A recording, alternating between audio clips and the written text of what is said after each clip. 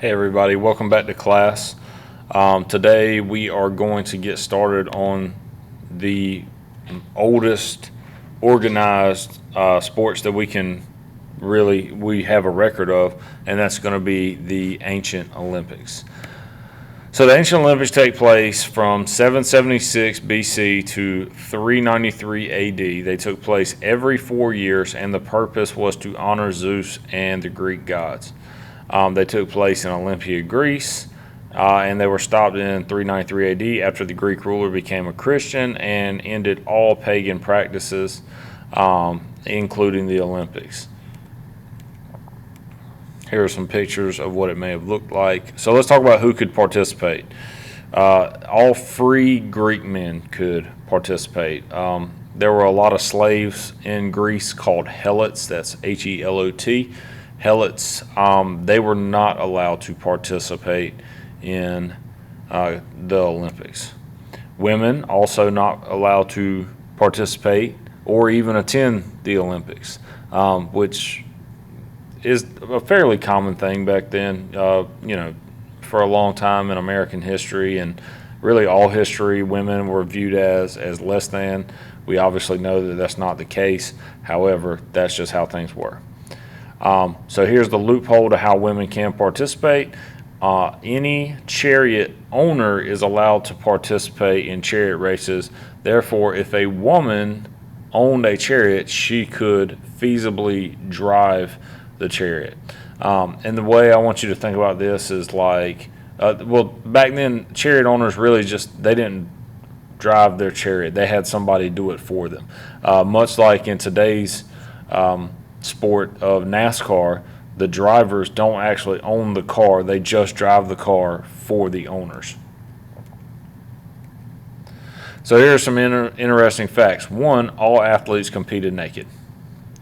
2, wrestlers and pancration participants were covered in oil. I know that sounds kind of weird, but the reason they were covered in oil is so that it was harder to get a grip on them. It made the sport harder. 3, if you committed a false start in track, you may face corporal punishment, meaning you may be put to death. 4, there were no points, time limits, or weight classes in boxing. You just fought until somebody got knocked out or quit. If boxers could not be separated, they would be forced into what they call a climax, which means they would take turns just hitting each other until there was a winner, meaning one person knocked out the other person.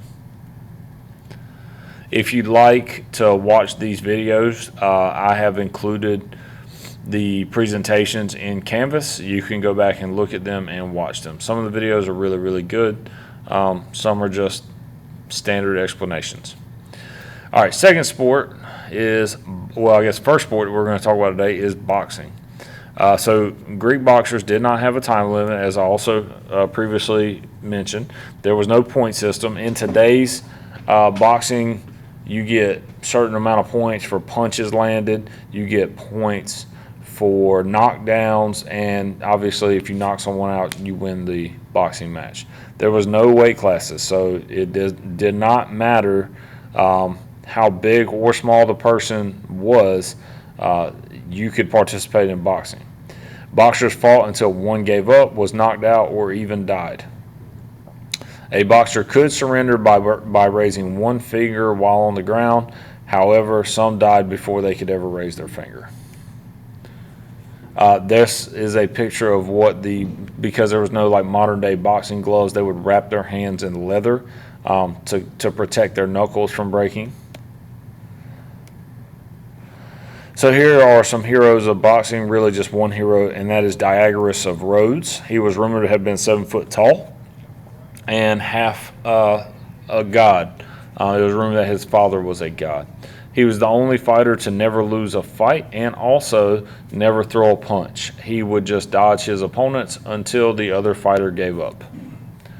Diagoras, he had 2 sons, and when he died, it was said that one son won a wreath in boxing and the other won a wreath in pancration, which we're going to talk about in a little bit. And the sons gave Diagoras their wreaths as like a tribute, and someone in the crowd exclaimed, "What a perfect moment, you could die now," and then he did die. Now, understand, these are all just myths. There's no actual proof that any of this actually happened. There's a picture of Diagoras being held by his sons. All right, pankration is similar to modern-day MMA fighting. The only rules are there is no biting or eye gouging. And the Greeks absolutely love this sport, much like people around the world love MMA today. So pankration is a little different in boxing. You can wrestle, you can kick, you can throw punches, you can choke. Very, very similar to MMA fighting. Here's a hero of pankration, Theagenes of Thasos. He's rumored to have won more than 1,400 wreaths, not at all of the Olympics, but all around Greece at different pankration competitions. It is rumored that in death, a statue was erected to commemorate Theagenes, and unimpressed, Theagenes' biggest rival was rumored to have lost to him so many times that he would come to Theagenes' statue to whip it for whatever reason. And one day, the rival whipped the statue so vigorously that he fell off the statue and died.